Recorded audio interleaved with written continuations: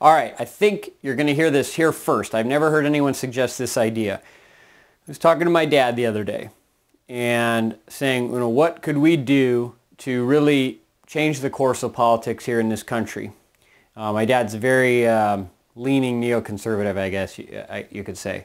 But in any case, he's really working hard to try and rebuild Republican and conservative politics here in America, and he's just running into roadblocks all the time. And I said, and we've talked about it, I said, what do you need to do to get things moving? And even he said, what would be great is if we could find a way to get the Ron Paul people involved. And I was a little shocked at that.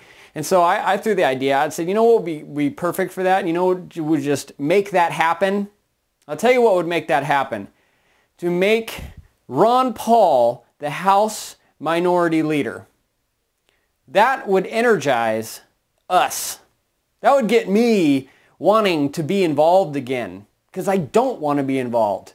I just want to dig my foxhole. But I'll tell you, Ron Paul, in the Ron Paul revolution, having Ron Paul as the guy, the minority leader, would give us a voice again in American politics. And what it would do is it would energize us to get involved at the local level, which is, I'm convinced, where we're going to see a real change happen. You're not going to see it at the national level. It's going to be at the grassroots level where the Ron Paul movement made things happen. So that's my idea. That's my proposal. Ron Paul, please, we want to push you to please become the next House minority leader. I think that would be the solution to a lot of problems. It wouldn't fix everything, but it would be a good step in the right direction.